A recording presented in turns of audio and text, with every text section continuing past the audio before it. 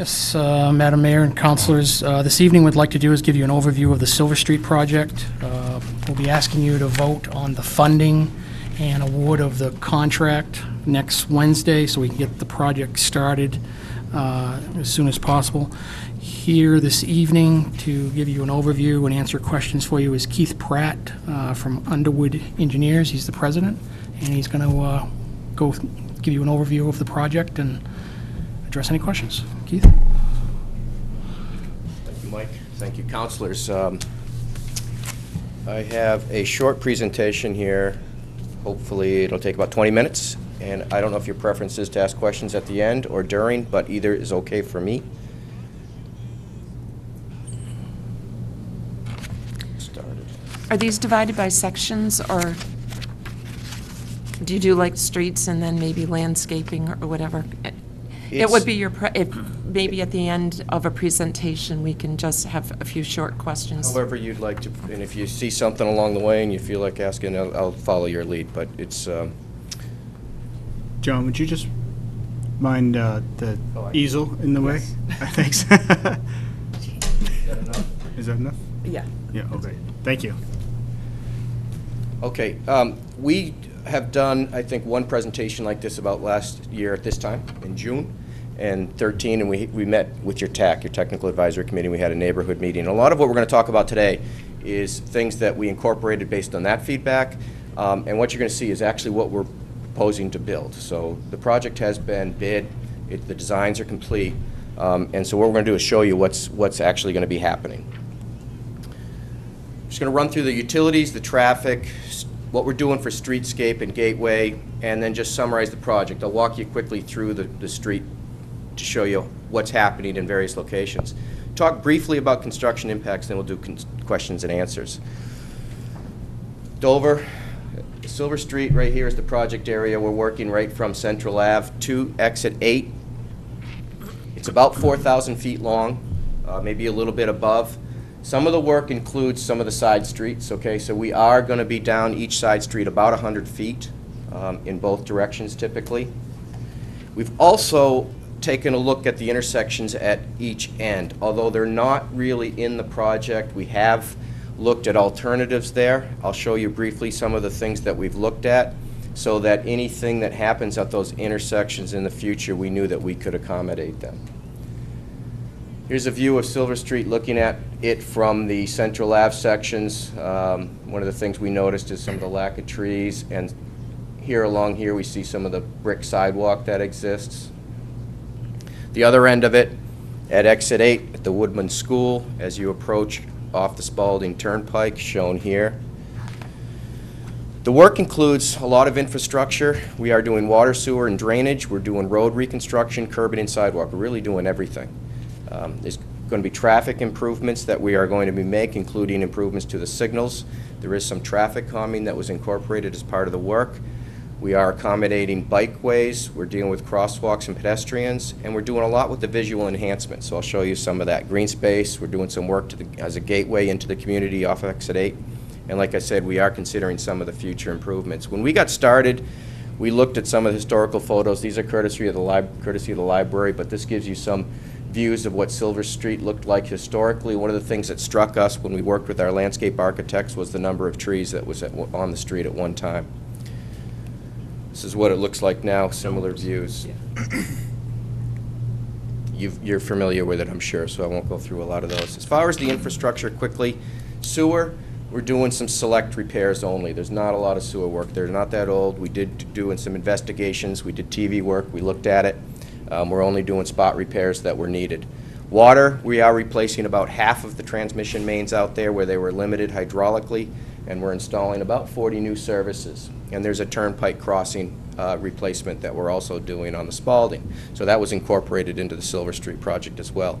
New drainage throughout, about 4,000 feet of drain pipe and about 60 new structures, catch basins and drain manholes.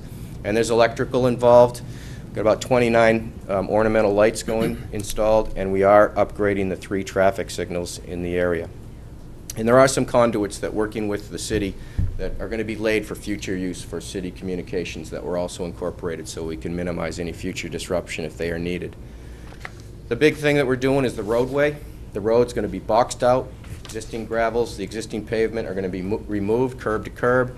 We are installing a new gravel and pavement section that's about 30 inches. Okay, so we got about 24 inches of gravels and about 5.5 inches of pavement. So structurally, it's going to be a far superior road. The road width that we're installing is about 32 feet, typically curb to curb, and wider at the intersections where we have turning lanes. And if you look at the existing road, the road currently at its minimum point is about 32 feet. So we are doing some narrowing where some of the road was a little bit wider on certain sections, but then we're actually making it wider in other sections, particularly at some of the intersections. The intersections that we're looking at are at Central, Locust, Arch and Toll, and Exit 8. We are going to be improving the signalization there and coordinating the signals better. In fact, the signals at Locust and Central will actually have better coordination, so they're going to communicate now. Pedestrian and bicycle improvements, one of the big differences you might see there is we're going to have countdown displays with audible signs for the crosswalks. And we are doing bike lanes. We'll show you those too. We have 5-foot bike lanes throughout. There's 20 crosswalks going to go in. I believe, for the most part, the existing crosswalks that were there are going to be replaced. This is the locations of them. We have 4 dedicated bus stops working with Coast. This is where they're going, 2 near Atkinson and Elm and 2 near Lexington and Rutland. No on-street parking. One of the things that did come out of the feedback working with the city and the questionnaires is although there was recognition that parking was important, in the end it seemed that bike lanes and some of the other things that we wanted to do in terms of Gateway was to sacrifice the parking in lieu of making it look better, giving us more room to do some green space and get the bike lanes in. So there is no on-street parking. Mentioned the side streets. We're doing some neck downs based on a study done for you. I think Jeff Taylor did it a while back. There's about 100 feet that we're going in, and each of these side streets here, we are necking them down, making them a little bit narrower. Sure. Just a quick question on the neck downs. What is the purpose of the neck downs, and what exactly do they do? The purpose of the neck downs as presented in the study that Jeff did was to try to help slow traffic down as they approach the intersections, to give the feeling of a little bit of a restriction. From the side streets. Okay. Streetscape and Gateway, we have some amenities that are going to be part of this. We do have some benches that will be installed in various locations. Central, there's going to be some clusters of them. Arch Toll, there'll be a small cluster, and there's a few benches throughout the corridor as well. Only at the Arch Toll, at the Central Ave section, I'll show you this a little bit, we do have some receptacles going in and some bike racks. Ornamental lighting, I mentioned it, there's about 29 ornamental lights that will be installed. And this is a picture of the one we're currently looking at, and I know we're going to be working with the city to make sure we select some things that are consistent with the rest of what you're doing in the city. Overall, 29 ornamental lights are going in, 12 benches, 1 section where we have a waste and recycling receptacle, and 2 bike racks. As far as stormwater management, we did a lot of work with stormwater management. A drainage study was done. So the new drainage collection system will be installed. Some of the things that are unique is we have a rain garden at the Woodman School. We'll show you that. And we have 6 bioretention treeways is what we call them along the corridor of Silver Street. These are actually part of our drainage system. So we're doing things to reduce discharge off-site, trying to get it back in the ground. I'll show you a little bit more on the rain garden, but the bioretention treeways, we actually accept and let the drainage come into a small shallow ditch. It'll look something similar to this, where drainage will go in, and these are specially designed tree wells that accept it, take up the nutrients, and some of the water is absorbed. What's not used, there is a collection system underneath so that it will go into a catch basin if need be. This is the rain garden at the Woodman School. This is Silver Street. This is the turning lane into the school as you're heading in town, into the Woodman School. So there's a grassy area there, if you're familiar with it, that tends to be wet most of the time. So we've incorporated that into our design, and what I'm showing here is part of the engineering drawings where all our drainage goes right through this. This is integral to our drainage system. okay, for treatment and for infiltration. This is the landscape rendering of it, so you can get a visual of how many trees will be installed. And one of the things you'll note, too, there's going to be sidewalks that go through it, and the landscape architect involved installed some features here to allow some outdoor classroom-type work. Okay, so that would be useful with the school. Urban horticulture, I know there's been a lot of questions on the trees, and I know that we've spent a lot of time looking at the trees. One of the things that we are doing is we're installing the trees either in a green space, a grass strip between the curb and the sidewalk. Most of our grass strips are at least 3 feet wide. One of the other things that we're doing in these bioretention treeways and in some of the areas where we don't have grass strips but we want a tree, we're using a product called a Silva-Cell. And these actually are designed to go underneath the sidewalks. They're designed specifically for root growth, and the purpose is to give the roots a place to go as opposed to popping up sidewalks or doing some other things. So we have about 50 of these Silva-Cell units going in as part of the project, and they were part of the bid. So just one question about that. So the roots will grow down instead of growing out? They'll actually grow more laterally, but yes, they're going to grow into the Silva-Cells where they're designed. So the structure will be taken up on this unit. It's a structural unit, so the soils underneath will not be compacted. And because it gives it a nice place for the roots to grow as opposed to they'll find their way through that. These are now used. Portsmouth's used them. I know that Burlington's adopted them as a standard. And so they're not on every tree. We are using them on the trees where we know there's going to be more likelihood that there would be root problems. Right down at Central they'll be installed because that will all be some pavers and concrete sidewalk, but we still want some trees there. So these Silva-Cells will actually be under the sidewalk. So if you're not compacting the soil underneath these Silva-Cells, what's to keep the whole system from settling? These are structural units, so they have a structural capacity to hold things above them. Sure, but what's holding it up below them? There'll be a structural footing and foundation below it. So really what the roots are growing in between the structural foundation here and the structure above. So the roots grow laterally in that unit. When you said the soil below the Silva-Cells is not compacted, then... Yeah, there's going to be a structural support here. Okay. This is the area where we want to promote the root growth. Okay, thank you. Yes. As far as tree selection, the trees were selected based on their hardiness, the ability to withstand New Hampshire climates, urban heat and pollution, salt tolerance, pest resistance, and length. And one of the things I know when Jeff sat with your planning group, you know, we have had, the concern was making sure we can try to get the trees to last. If we're going to invest in them, let's make them last. Size and scale of the trees were important in selection, branching height, especially when we were working underneath utilities, because there's a lot of utilities, so we had to select trees that would fit underneath there. And seasonal interest, things that look good. The variety of trees that are currently specified and going to be included are maples, chestnuts, cherry, dogwoods, crabapples, magnolia, sourwood, lilac, elms, and zelkovas. And here's some pictures of what those might look like. Oh, yes. I just want to say, I thought that there had been all elms along that street initially, and they were wiped out by elm disease. Is that still a problem? This elm is a variety of elm. I can't remember what it is. I don't believe it was a Dutch elm, do you? I'd have to check exactly. Okay. And I don't remember how many of them were actually elms, but we can look that up and maybe show you after. The ones that were picked were generally salt tolerant, and they're more of a hardy species. Okay. They're street trees.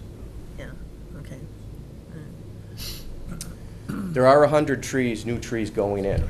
Okay, so there's about 100 trees specified on the job, about 50 shrubs as well, and then there's, because of some of the rain garden work and some of the pocket parks that we're installing, there's about 1,300 ground cover plants that will be installed as well.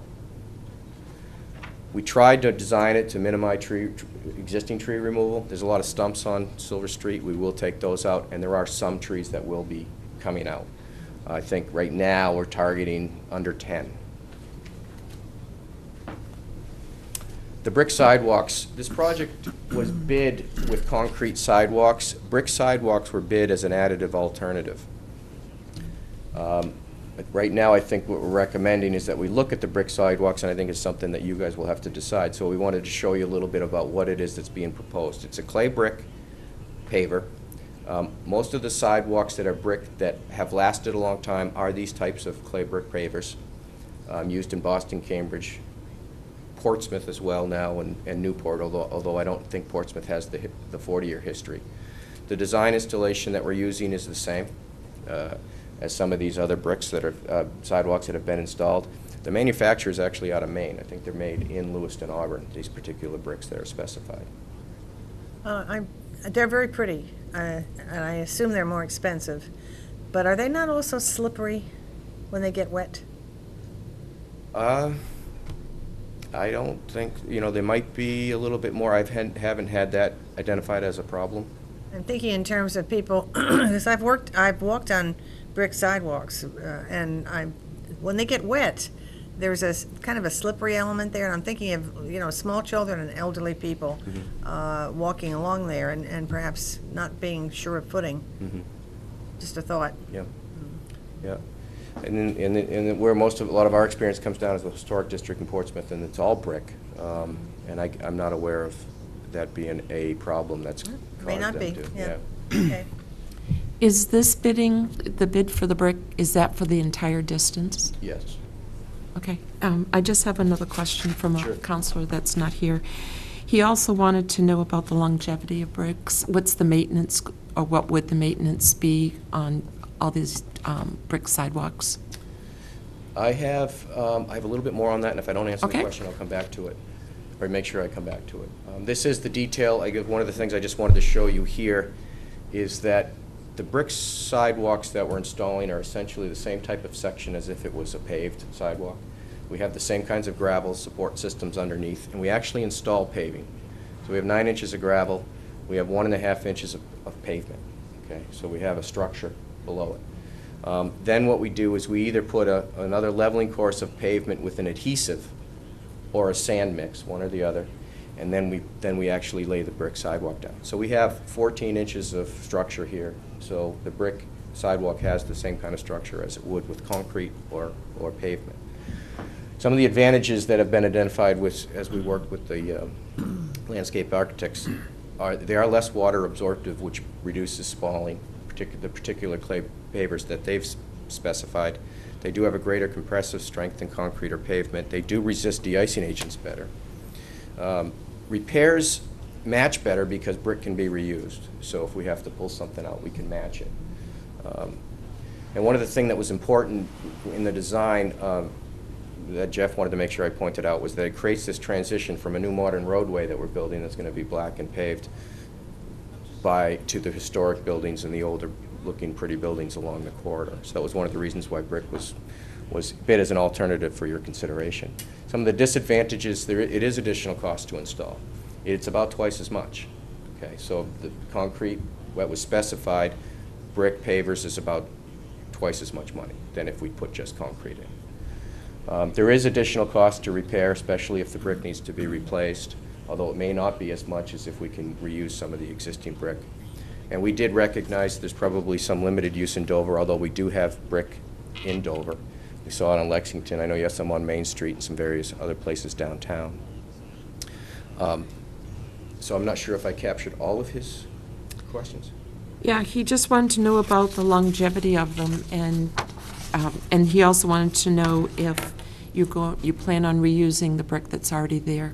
The existing brick that exists, we're not reusing because it wasn't up to the same standard that was being specified for this. So right now, I think it's the contractor's responsibility to just dispose of it unless we wanted to do something else with it. But no, it wasn't recommended to be reused. And what Jeff has told us is that most of the old sidewalk bricks of this standard have been around for about 40 years, some of them. All right, and his last question, well, actually, there's two more. One is on some of those sidewalks that aren't used a lot, there's weed growth in between. Is there anything you do to help control the weeds?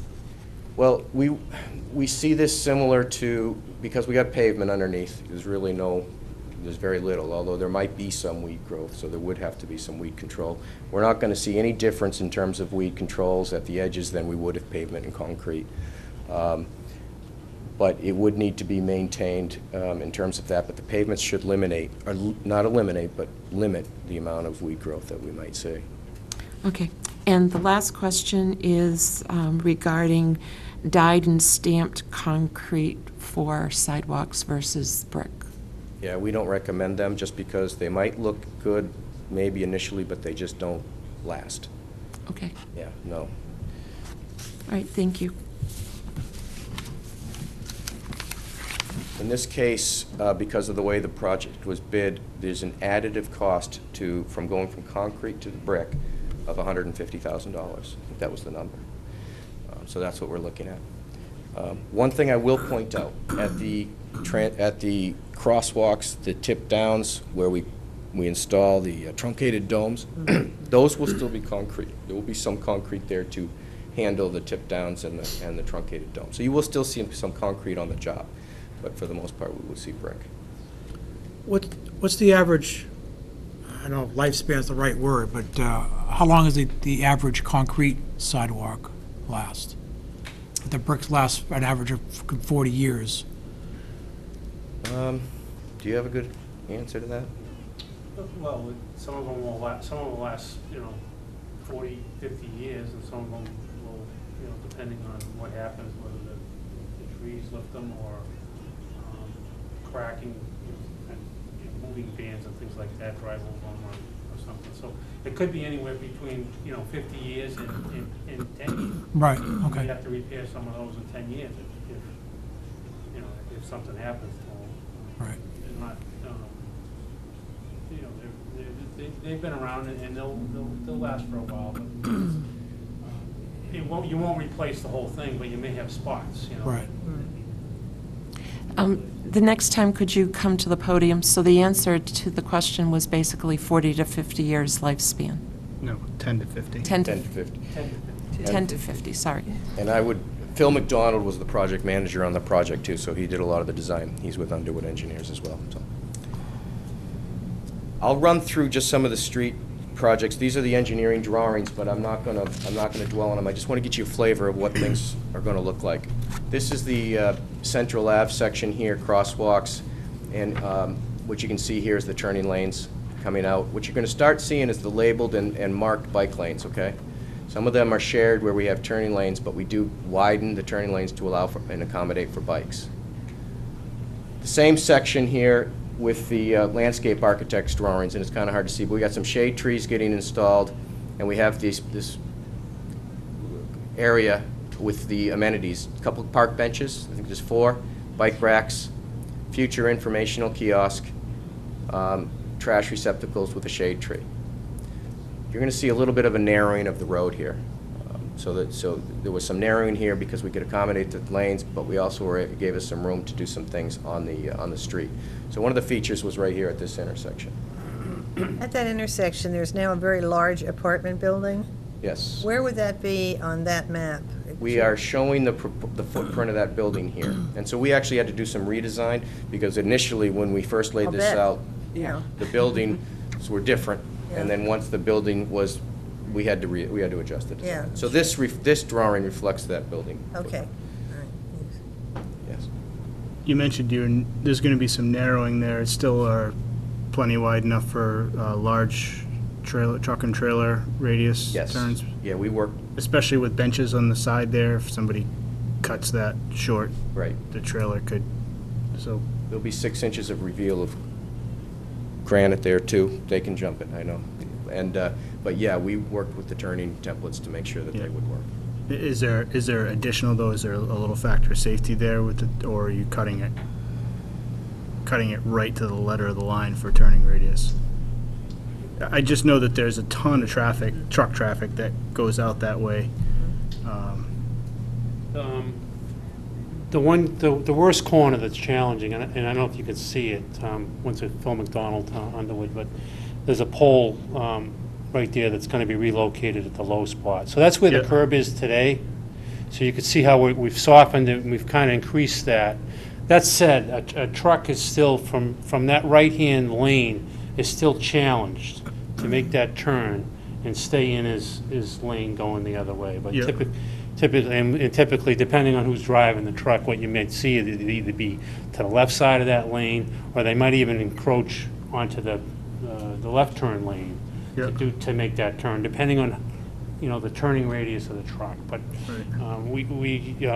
we did the best we could with that intersection. So that's the one that's challenged. The other side of the street is, you can see the radius is a Right. lot softer. Sure. So there's a lot more room on that side. So we were more comfortable bringing the curb out on the top side of that photo to create those amenities.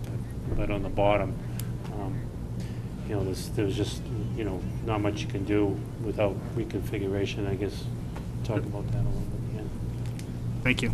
Just to add one question on that, so when you calculated the swing radius, did you use the maximum length of a trailer truck? Because Dover does have a lot of trailer truck traffic. That's correct. We use what we call them the WB50, which is a trailer truck, 18-wheel trailer truck, and those are the turning radiuses that we usually design with. Okay. Moving down the street a little bit, this is a pulled-out view, Central Ave here, Elm Street here. We did have some challenges getting trees in this area because of the proximity of the buildings to the property and keeping the road width and maintaining the bike lane. So there's not a lot of trees that we're able to install here. As you get to Elm, we can start seeing some trees installed.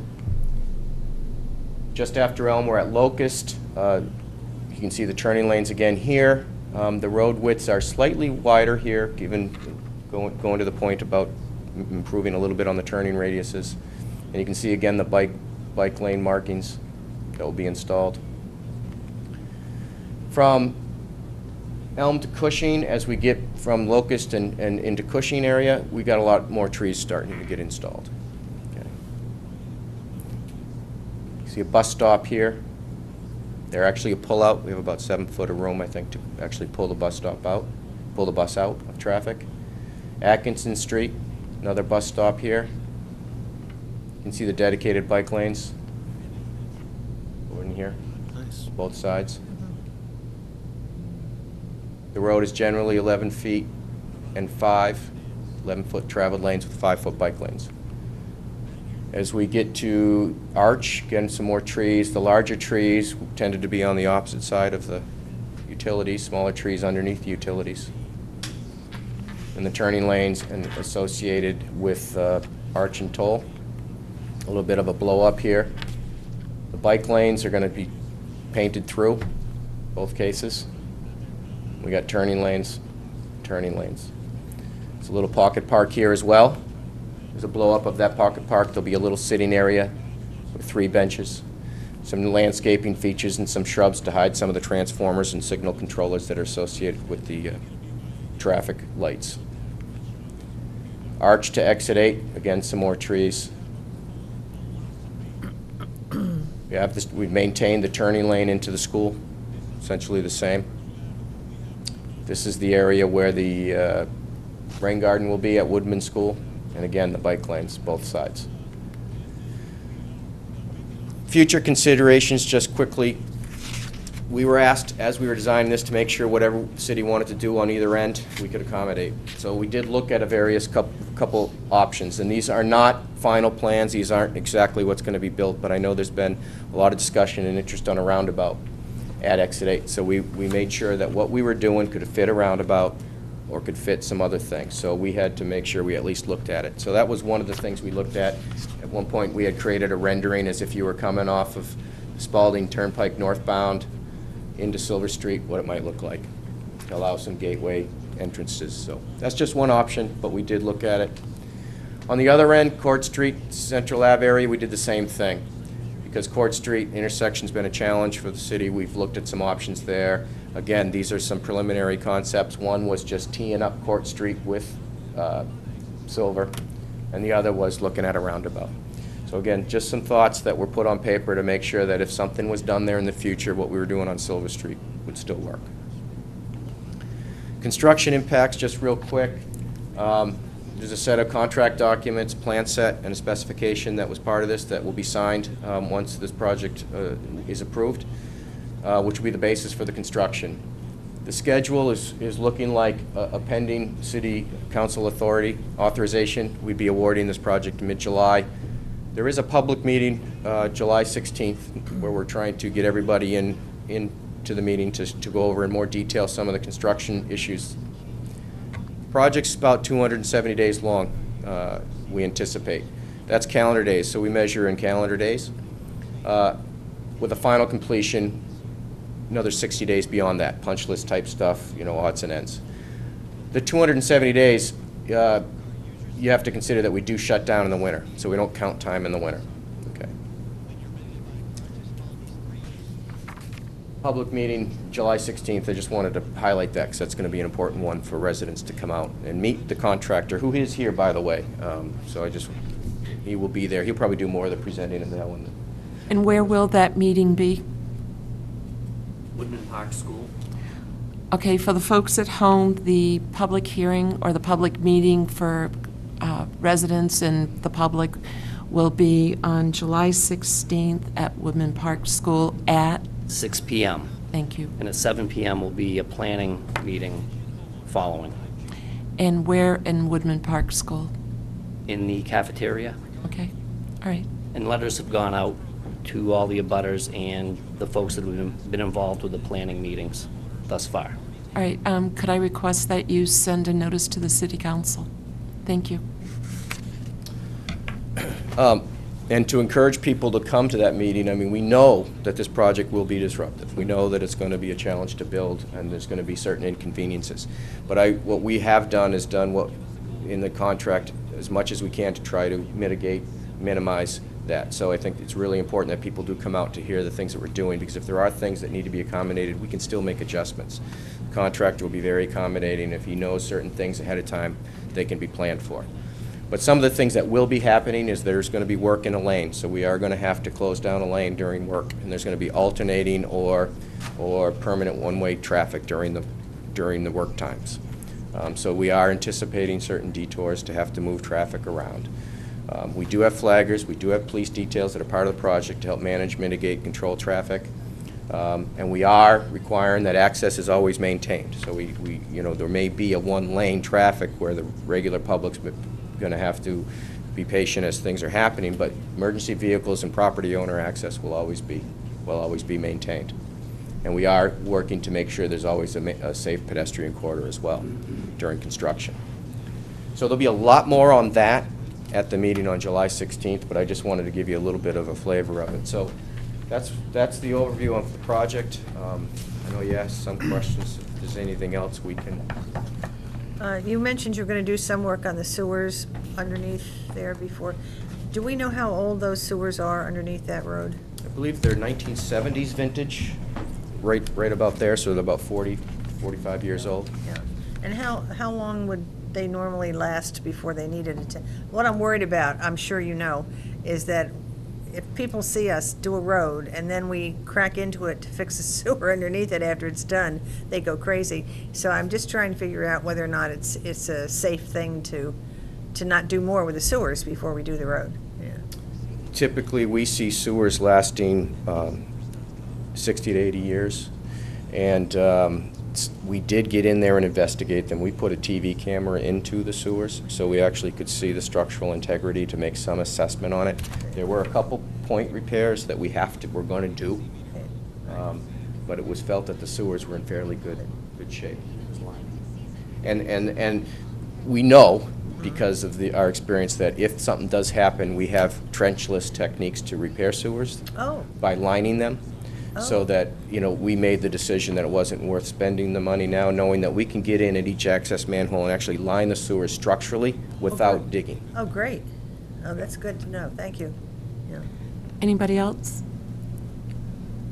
I have kind of a long list of questions. I apologize. Okay. You said you're narrowing up the street a little bit. So is there any net reduction in impervious surface in the project based on the new design? We haven't calculated to my knowledge, but I would say yes. Okay. Because I know that one of the next things that the city's going to be facing coming down the pipeline is the stormwater permitting. And especially with the Great Bay, the health of the Great Bay estuary. We want to do whatever we can to minimize the stormwater that we have to treat, leaving the streets, and which will hopefully then minimize the amount of nutrients getting into Great Bay. Right. And one of the reasons we did what we did with the rain gardens and the bioretention treeways was for that reason exactly. So that was another question. So all of the drainage from Silver Street will be handled either through those treeways or through the bioretention? Not all. Not all. Not all, and I don't know how much exactly. We did before that building, that corner lot was where we had our initial concepts, we had some treatment going in that area too. We evaluated it. And we evaluated the cost of that and also what impacts that would have on the whole system. And we actually followed those lines. Those drain lines come together at Central there, and they go down through where the old DPW was, through the skateboard park down there. And so we worked with DPW, and we talked about it, and through that discussions and that we decided that it will be more cost effective when that comes about, when that comes to pass, that you need to implement more treatment systems. That lower part of Silver Street would be better handled down in that area, because then you'd be getting all from the rest of the city that goes down through there. So that was be more efficient in use of the tax dollars to do that. So is it about from Arch Street then that drains towards Central Avenue? We got the upper end that goes through the Woodman School drainage rain garden there. That will take from Arch Toll and some of the drainage. There's future provisions for tying in the system that's on Arch. Yep. So from Arch Toll down, that rain garden will handle that. Going the other way towards Central, there's a drainage divide, I think pretty much where the community rail corridor is. Yep. So one side goes down Cushing, I think, and the other goes to the... So we have the treatment for the areas, I think, on the west side of the community trail. Yep. And then we decided, because we didn't have the space down there, and it'd be much more cost effective to treat that whole, bottom section sometime in the future if that comes. So we did what we could with the land that we had available, but we do recognize that you may have to face that hurdle at some point. So it was kind of a balance. And the site soils there aren't really that good for infiltration anyway, are they? No, there was it would have been a mess. We would have had to dig out that old foundation, put soil to what level. It didn't really get off the ground. Okay. So what's involved for maintenance of the tree well collection system? It seems fairly involved as far as construction, so I wasn't sure what sort of maintenance people are seeing on those. There is some maintenance that you have to clean out some of the debris. I mean, cigarette butts will get in there. Floatables will get in there. One of the things that we will be giving you when the project is done is an operation and maintenance manual for these features. But it's those kinds of things. Our first experience has been in it with Keene, when we did some of them in Keene.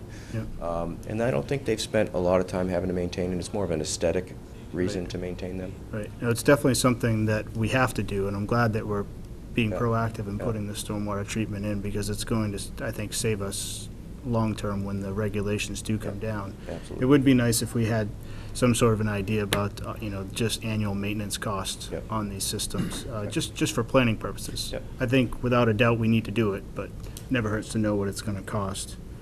I know there had been some discussions about the potential for underground power. Is there any update on discussions with public service or any of the overhead utilities about relocating underground and getting rid of the beautiful overhead electric lines and poles? You can't afford it. Okay. That's the short answer. It's very expensive, and it's mostly borne by you to do it. I think our last experience in Newmarket when we did it was about $1,000 a foot. Yeah, it costs, I'm sorry, it costs there's a cost for installation of the conduits, and then there's a utility, cost to the utility companies itself for them to put the wires in. Yep. Essentially, you'd just be doubling this cost of this project. Okay. It is that order of magnitude. It's that order of magnitude. It's, you're in the neighborhood, you know, it's like $1,500 a foot. Oh, wow. $1,500 to $2,000 a foot in that area to do that. Okay. Staying with the electric theme, the new lighting, is that dark sky compliant? Is it essentially downlighting with minimal impact to residents on the side? You stray light into windows, that sort of thing? Yes, it is. Phil's telling me it is. Okay, good. And then the real touchy one, everybody seems to want to talk about the brick sidewalks. I guess my first question was for Director Steele. I have heard complaints from people in town that the existing brick sidewalks ice up really quickly and are a challenge to de-ice. And I was curious, how much of that do you feel is due to the brick itself, and how much of it is due to the fact that there isn't that great of a base under some of these existing sidewalks, and they're rather uneven and difficult to plow and that sort of thing? Yeah, I think you've answered the question right there. And I do think it has something to do with the type of brick. The older brick, I think, may ice up more quickly than the newer brick that we're proposing. Okay. So I think you answered the question. The old sidewalks don't have the proper base. They've heaved, they're uneven, they're difficult to plow. Yep. Therefore, there's more ice and snow on them, so. So in your opinion, in this new design, the proposed design for brick sidewalks, do you see really any difference in maintenance or performance other than the longevity over a typical concrete sidewalk? I see an improvement for us with the maintenance of Silver Street. Now they're extremely challenging to plow and maintain. So I think long-term, this is the way to go. I'm comfortable with it. I think it'll be a good investment for the city. Okay. Thank you. And then I just had a couple questions about the design itself. So you've used this design in other places with the pavement underneath as sort of a leveling solid base underneath the brick? Yes. Are there newer designs that don't use the pavement base? I know that the soils underneath aren't that great for infiltration, but technically you could reduce your impervious area by the area of the sidewalks if you didn't have that pavement base underneath and had an infiltrating base underneath. And I just wanted your perspective on how that would affect longevity and maintenance and those sorts of things. I'll answer, and it sounds like Phil's got a comment too, but some of the experience that we've seen in Portsmouth, some that we did, some that we didn't do, it started out without the pavement detail. And the pavement detail was developed over time where that was the improved thing. So structure, we were able to maintain the slope. We don't see the rutting like we used to see on some of the other things. So we're recommending, if you're going to go with brick, you got to do this in terms of making sure the brick's going to last you a long time. I think doing something short based on some of the history as the details have evolved might not serve you well. Yep. Can you flip back to the Portsmouth? And we actually have, I don't know if you want, how far you want to get into it, but we actually have pictures of various brick sidewalk here in Dover, as well as some of the other ones that have been installed in other communities. Right. I wasn't sure if, I think you called for 9 inches of gravel base plus. No, the one with the bricks, so you had the picture of the brick in Portsmouth sidewalks. Did I have a picture of it? Here you go. This is State Street in Portsmouth, and it just so happens, we didn't do this project, but Jeff Highland, our landscape architect, was involved in the design of the sidewalks. And this is a sidewalk, and this is how they're done in Portsmouth. And we do have some experience with one of the more urban developed neighborhoods. Richards Ave, yeah. Richards Ave, that we've used this design as well. So this is the design that we talked about, has a bituminous base underneath it. Yep. And you could see that's and a lot of that is for the structural support that Keith said, because if you have gravel under there or sand or whatever, it's just a matter of time. And I know we all like pervious pavement in spots, but once the water gets in there and then the sidewalk plows right on it, it starts off with a little rutting, and then, you know, everything moves with the frost and things. So once you get that differential movement in water and things, the rutting, and I think that's referring to some of the problems they have. You can't plow it, you can't snow. What happens is the snow stays in that rut, turns to water or whatever. That becomes the ice problems. In Newmarket, we used brick more as accents. We had concrete sidewalks over there, and we used brick as accents. Now that brick, because it was out of the traveled area, it's more an accent area. That has no, and it just doesn't have the, you know, as money as the weight for the plows and things on it. Those bricks don't have any. They have a gravel base under it, and they'll seem to be working fine. But you know, it's more of an accent look. It's not. Right. It's not like this. It's not uniform and straight. These are more like a street. These will leave less edges for the plows to hit and chip the bricks and things like that. So, Yep. you know, Yep. we built this more like a roadway, you know, than a sidewalk, just for that reason, to keep all the bricks flat and that. So Yeah. there are some variations in the design, you know. Well, I noticed in the detail, it shows that you could either do 2 layers of pavement, or you could do pavement and then the leveling course of sand. The sand, yeah. Now, the We'll sand be seems looking like at- it would we'll be- hold the water and lead to some of that heaving in the winter. The sand actually has a cement mix in it too, so it actually is okay. more of a mortar. It's more by like a mortar. Yeah, so when you set it, it's dry, Yep, but then as the moisture gets into it, it sets. Gotcha. And that's what it keeps the brick down to, okay, creates the bond. okay. And that's why there's 2 options. You can do the bitumastic Yep. or a product other than cement. And you would really recommend one over the other primarily based on cost? No, they're both going to be about the same cost, but I think most based on the success of the, you know, what the experience is versus one versus the other. Yeah, So we're leaning probably towards the sand, but we're still looking at it just to make sure we get what's right for you. yep, okay. Counselor Thibodeau? Yes, I just have a question that you may already have the answer for. But you're talking about making a rain garden situation at Woodman that's somewhat of that already. But when you're concentrating it that way in this project, my question is basically, you have all of the effluent coming from the roadway, the oils, the gas, everything else concentrating in this rain garden unless there's some kind of filtering system to kind of cut that down before it gets there on a school property where kids are going to be. Is there a consideration of how this is going to be handled within that rain garden, or is it just basically being flowed and dumped, so to speak, into that area to just get rid of the water and not what's the content of that water? What we're trying to do is infiltrate as much as we can in the ground. So yes, and we recognize the things that will come off the pavement will come off the pavement. Right now, it's just discharging into the ditches next to Silver Street. So yeah, and what we're proposing there is there's a ditch, and the ditch just travels through, and it's going to be rock lined, and the water will pass underneath. So we may not see as much ponding as you might see now. We might see it right after a storm, and then it'll dissipate. But what we have is where it doesn't have now is an outlet. So we actually, what doesn't infiltrate will actually collect through the pipes underneath, and what doesn't infiltrate will get discharged. So it's being managed better.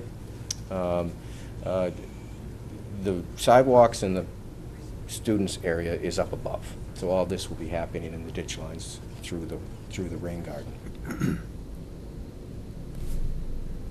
Counselor O'Connor? I don't know if this is really directed toward maybe Director Steele or even the city manager, but even though there's going to be the next week, the workshop at Woodman, what kind of updates are we going to be giving to the public when the construction's going on, especially during the school year, how that's going to impact the buses, parents bringing kids to school, the kids going to school?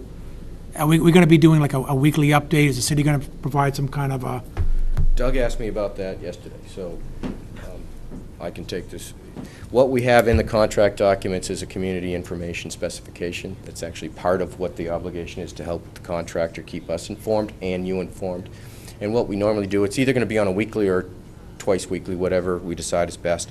We will give you an update It'll be a schedule, be a work zone area, detours identified. Anything that we know that's coming up, we'll do our best to get it to you. We work with your webmaster, your IT guy, so it'll go directly to them, and it'll just get posted, so that there might be a project website. I think you were going to look into that to see what the best place to do it. So the information will be available, and then we just need to work with you on how best to distribute it. We use handouts, we use door-to-door type things. So if we have to temporarily shut somebody's water off, 48-hour notice, those kinds of things. So there's a lot of tools that we use as part of those, as part of the project. I just want to make sure that gets out, to the parents, the kids going to the schools, so that they're not jammed on Arch Street, and Arch Street's going to be, Right. can't take the left or go across to Woodman Park or something. I think it's important that we relay this information on a weekly or a couple days, every other day or something to the parents at the going to Woodman Park. And one other meeting that I didn't mention is the pre-construction meeting. That's where we're going to sit down with the city and the contractor and all stakeholders, and the school will be invited, the bus company will be invited. And so before the project starts, we're going to talk again about the best way to make sure all that communication happens. And I think we've already started the list. And one of the other things we talked about yesterday was whether or not people would want to be part of an email blast, or whether or not you have the ability to do that. But we were going to collect contact information for anybody that wanted to have an email blast sent directly to their email box. So those are some of the things that we're looking at doing right now. There will be a web page or area of the city's website that will be set up specifically for the project. The plans and so forth will be there. We'll try to post the regular weekly updates to that. There will be, as part of that page, there'll be a sign-up where people can sign up for an email blast. Great. So at least once a week, there'll be a project update that goes out, which will probably have the schedule that's communicated by the contractor through the engineers, so folks can know generally what's happening along the construction route. We will rely a lot on the school and the school staff as part of the pre-construction meeting. That will be coordinated, but we'll rely on the schools to keep the parents informed of any impacts that they might have for entering, exiting the schools, the one-way loops, and that sort of thing. But probably the biggest thing is from the website and also from the public meeting that we're going to have 2 weeks, I guess. We'll start collecting email addresses and for folks that want to be added to that list, and that'll be an automatic email that gets pushed out once the project gets underway. Okay. I also know that you mentioned the water shut off or something like that, but there's I think it's the corner of Cushing and Silver Street. There's a bed and breakfast there, so I'm sure that they'll be given ample notice of any potential shutdowns or anything like that, so that they're not. We will do the best we can, and we'll definitely notice anything for schedule. We're replacing 40 services, so there will be a temporary interruption. Sure. And the contractor's usually pretty good about scheduling those, and if people know in advance, they can accommodate it. Things do happen. Yep. And we will have, mechanisms in place if we break a main accidentally, and working closely with Bill. So things might happen unexpected, too.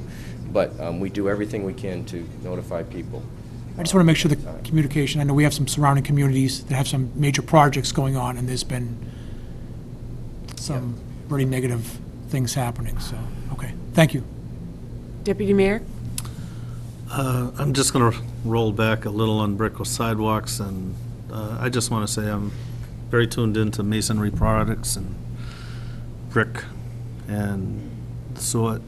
And I will say that in the construction of a brick sidewalk, and when bricks are installed, and when they butt each brick together, that difference is a point of resistance for walking. So it is kind of like a slip-resistant setup with the bricks. With a concrete sidewalk, it's one smooth area. Ice can build up on both, but for the most part, with brick, I think you have a better shot. In the wintertime, if things are done properly and the salt does not hurt the brick as much, you get a better resistance for walking, and I don't think that's a problem. And the way that you have set that up, bituminous and all that, I mean, that's tops. That's the way to go. Thanks. All right, last question for me. Any mid-block crosswalks? I don't believe there are. No. Mid-block crosswalks? No. Okay, thank you. That's good. We looked at them, but we couldn't fit them in safely. I'm glad, because We don't like them. Okay, anybody else? All right, thank you for your presentation.